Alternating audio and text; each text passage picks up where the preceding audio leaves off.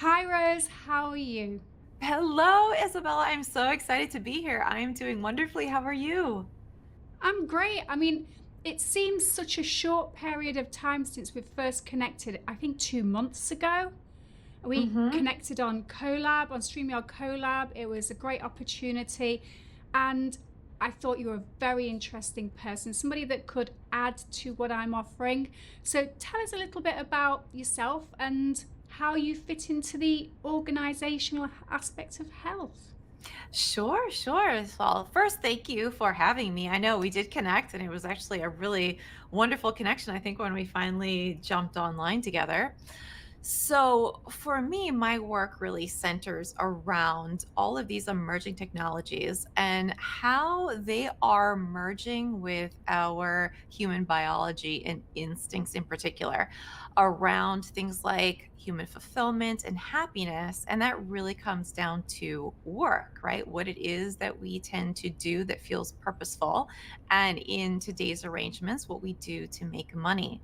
So I know as you and I got speaking, it came down to, talking about managers and entrepreneurs and how they could potentially use these technologies to really help their teams gain an understanding, particularly around artificial intelligence, since that's the thing that really came online in 2023 and is set to revolutionize in many ways the way we are working with each other and the way we create.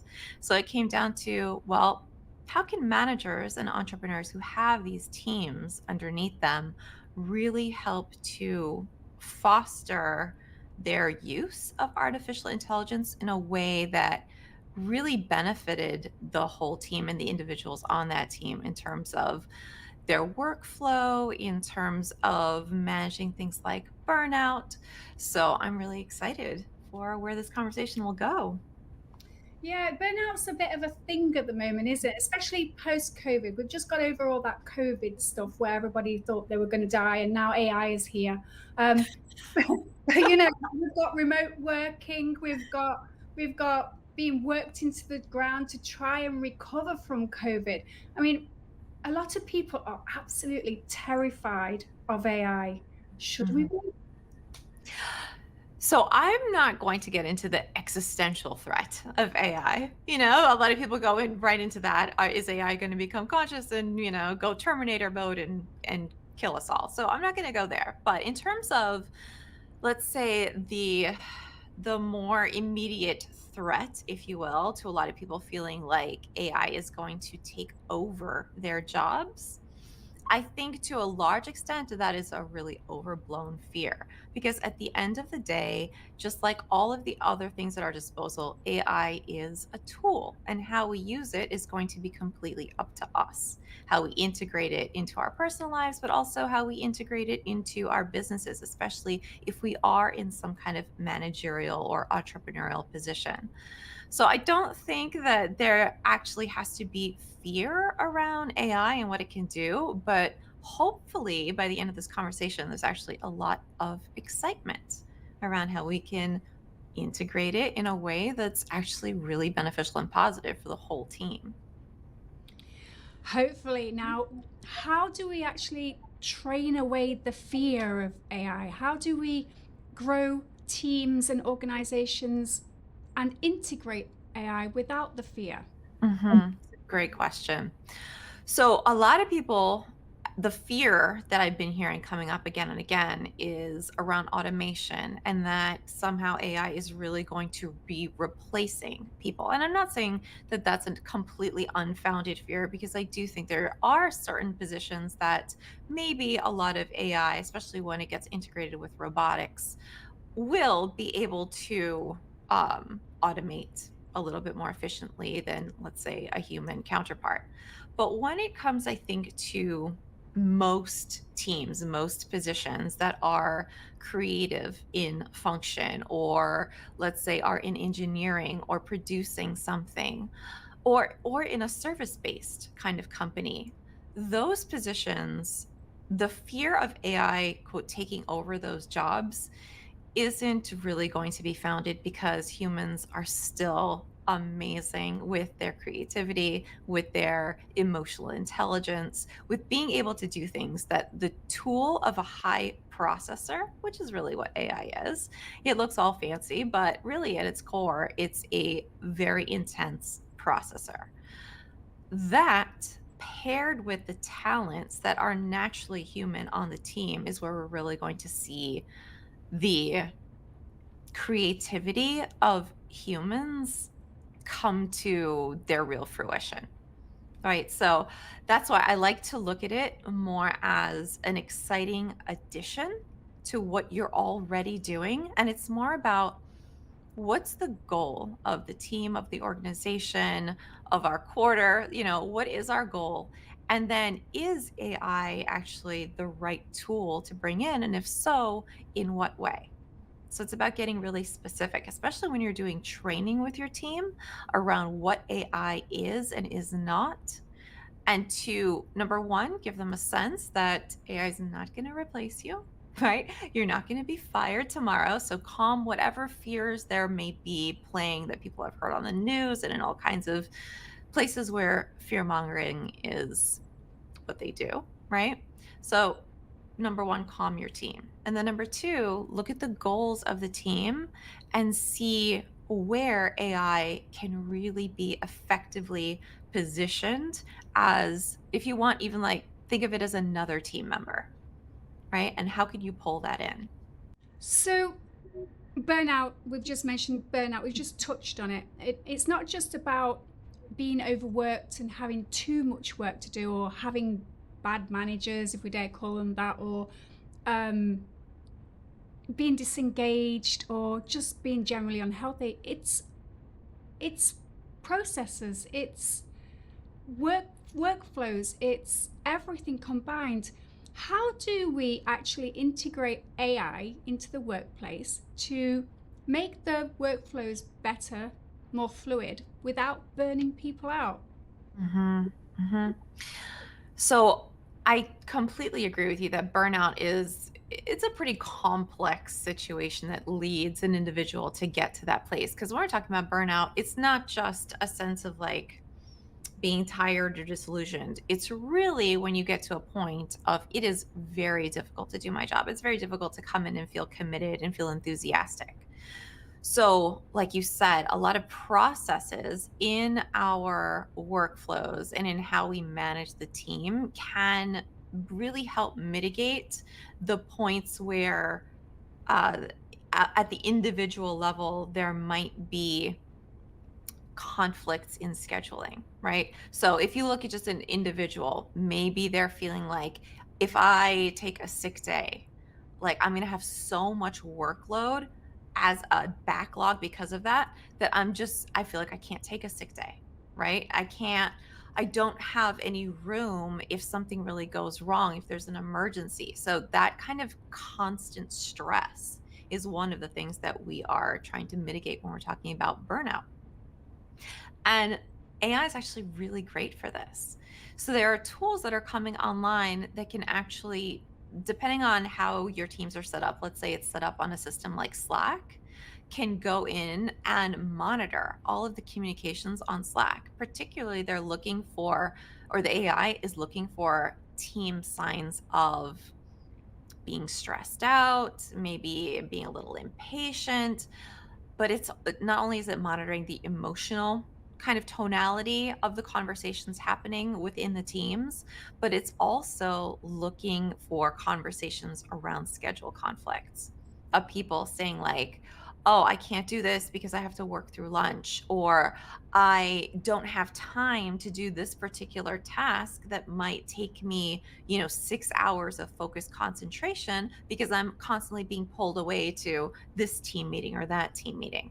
So that feeling of being pulled in all kinds of directions is one of the things that when you overlay AI onto your systems, when it can monitor those things, can start to help your team organize when is the best time to have these group meetings, for example. Or, you can schedule in, I really need, as an individual employee, I really need block time to meet this deadline. So, how can I take this and AI will move everybody else sort of around so that you can give that individual that block of time that they actually need. So it's things like that, the nitty gritty of the day to day, that AI can step in and really, really help with. I don't know what it's like on your part of the world, in your part of the world, but on our part of the world, everything's all about chat GTP. And, it's not chat GTP, it's AI and how we integrate it. Now, if you are a middle manager and you have teams underneath you that are pulling at you, they want things, they want better working conditions, they want to be treated better, they don't want to be worked into the ground, but you've got the CEO and the CFO and the COO and CMO above you also wanting their targets met and wanting to know why the people at the bottom aren't doing what they're supposed to be doing, and the people at the bottom want to know why they have to keep achieving more and more and more.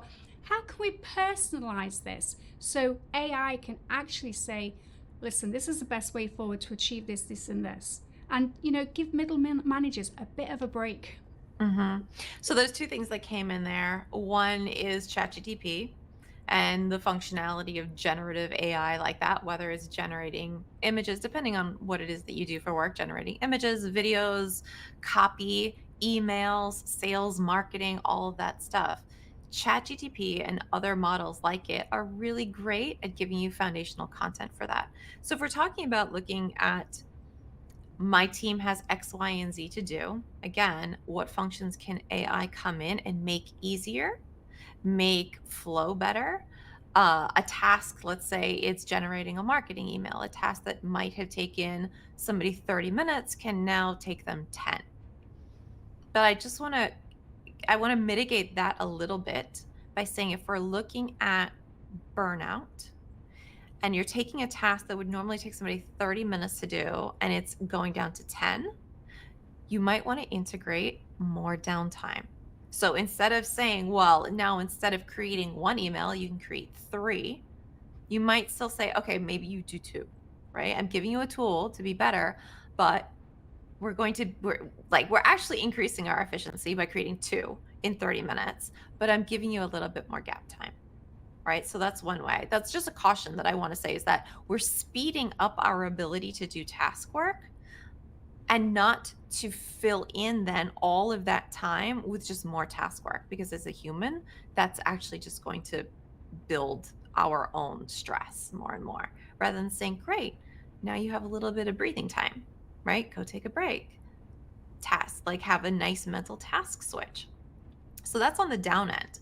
Now you were just asking me how can AI, from that middle management position, how can I get my team to meet these goals while also being accountable to my upline? One of the ways that's beautiful is if you are able to integrate these kind of personalized scheduling tools. Like there are companies, for example, like Evo, that they do personality based scheduling. So if you give this tool to your downline, for example, it will help them on the individual level say, you have all these things to do. Now, based on your brain type, I think this particular one matches you like four different kind of brain types.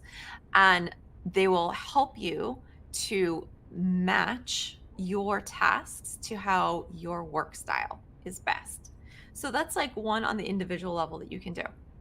Now, if you're integrating more of a streamlined overview flow of a team, that'll generate real time reports for you. So you will have a lot more data. People love data and metrics.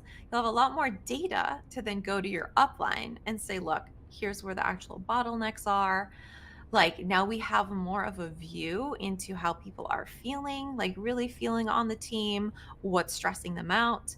And then you can have more top level conversations around how do I, make this particular bottleneck flow better? Do we need to add somebody to the team? Does somebody need to be reorganized a little bit?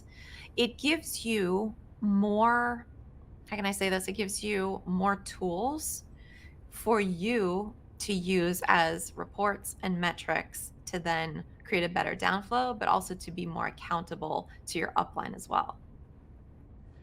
So that reminds me a little bit of the 1990s when I was sitting in a big corporation listening. I was on a training course actually, listening to the CEO going on about blue sky thinking. This is similar, it's like AI thinking. We don't want to overburden ourselves with, like you said, more time to do more things. We need to set the processes in place so we can achieve the goals and objectives of the organization in a healthy way.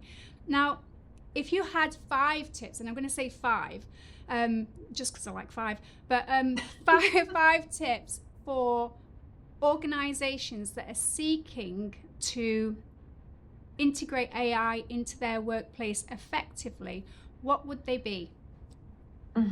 So, number one, I would say look at exactly what task that your team's struggling with most, especially in terms of productivity, because AI is really great at helping us produce more. So, if it is a content based production, they need more reports, they need more emails, they need more charts and graphs and figures, things like that. That's where AI really shines because you can put in all the data and then it'll just spit it out. Whether you say, hey, generate a blog post or generate a sales email or whatever it is, generate this kind of report into a pie chart, right? So it gives, number one, the ability to produce at a faster rate. So I'd say anything that needs to be generated like that, AI, wonderful for. Number two is how can I give my team something, some kind of tool that will help them feel really seen as an individual. Because if we're talking about, again, with the overlay of burnout, one of the things is that we start to feel really disconnected and unappreciated. And that feeling of being disconnected from like the values of the company, from the goals of the company, let's say, if that's not in alignment with something in you and who you are and what you want to create in the world, that hugely fast track to burnout. So, if there is a way to use a tool, let's say like an individual scheduler, so that you can show that individual on your team, I want to work in the way that you work best, right? So whether that is a schedule like Evo, which one of the things I love about that particular one is that it puts in breaks that make sense for your brain type. So if you are someone where taking a walk, even if it's just like around the office or whatever, it'll schedule edit. It'll say, okay, you did these tasks, take a 5-minute break. And if you, as the manager, have the ability to honor that kind of giving them just a little bit more flexibility in how they get the task done and then how they take breaks, let's say, that I think really helps people feel like I'm being seen and I'm being valued. And that's really important. So that would be tip number two is how can you integrate something that makes them feel like it's being more personalized and catered to them and that you as the manager are really honoring that. Number three, I think, is using it to have a bit more transparency, honestly, between, like we were saying, not just your upline, but also with your team. Because now you have a way that's not necessarily just your opinion, right? You're not just saying, like, I feel like this is taking too long, or I feel like we're not being very efficient with the way we're setting up our meetings. But you have more data to be transparent with your team and say, look, these are our combined goals. I know I'm leading this because I'm the manager, but here's where I'm seeing the bottlenecks, or here's where I'm seeing that apparently this particular goal or this particular task is feeling out of alignment because you're getting feedback, let's say from your AI, that's saying, your team's general mood around this isn't great. So now we have a way to actually communicate around that rather than it being kind of this like hidden social disgruntlement, if you like, right? If that makes sense. Mhm. Um, number four. Number four with AI is, I think, going back to that point of quelching the fears of your team. I think this is a really big one because there, especially as we go into 2024, 2025, and the processes become better. I don't think the fear mongering just in our general culture in the news is going to stop. So I think having more and more very intentional conversations around here's where we're adapting AI and here's why we're adapting AI in these ways. And we're not doing it to replace you. And we're actually going to be using it as supportive tools, right? I think that's actually going to be even more important moving forward to keep people very above board of how you're using it and why you're using it. And then number 5 is around goal setting, meaning that because things are going to get faster in terms of production, and I can imagine that that's not going to slow down. We're just starting to see the tip of the iceberg in terms of how fast we can output things. It's really going to be can and should is going to start to become part of the conversation. Can I output 10 emails in those 30 minutes instead of one? Yes. Should I? Right? Or should I create 3 and then make sure that I am going through and editing those 3 to the best of my human ability rather than just feeling this huge push now of just because I can produce 10 emails, now that's the expectation. So it's around that management of the can, should expectations. I think is really going to be core and fundamental to keeping the whole team on board and emotionally regulated around all of these topics. I think that's absolutely fantastic how you just parceled everything up, because now we go from the hysteria of ChatGTP is going to take over the world and kill us all to it's actually a social tool that keeps us engaged and keeps us productive, but not too productive. So with the apps, with the software you've just described, we can actually have downtime so we can be more human, more creative, and actually have that thinking space that we actually always needed and always will need, but could never afford because we were always on a deadline. So Yeah. it can actually be something to look forward to, not to actually dread and fear. Yeah. Yeah, you can definitely, especially as the manager dictating the policies around how this is going to be used, you can make it a very clear goal of yours to actually give the individuals on your team more space. Because we know from a psychological perspective, when you give people that downtime, that space to just like relax a little bit into their nervous system, to breathe, to walk, to get a snack, like whatever it is, that actually makes production and creativity and real thinking go up, right? So it used to seem counterintuitive to that taking breaks would actually make people more productive, but that's the reality when we look at the psychology behind it. So using AI to be able to give that real human breath and space within projects, I think we're going to see a lot more unleashing of ingenuity, of creativity, of enthusiasm, because we're not pretending we're the machine, right? We're letting the machine be the machine and we're giving the human the space to be the human. And I think that's, yeah, like you were saying, that's really going to be at the heart of what we're trying to achieve with all of this technology in the first place. So, in terms of corporate health and well-being, then, do you think that we're going to see a more engaged, healthier, more productive, happier workplace in the near future as we start to transition from the old school of thinking, the old school of business, into a cleaner, healthier way of actually thinking about how to drive profits and how to become sustainable businesses and how to actually look after our people? Hmm. Well, I hope so.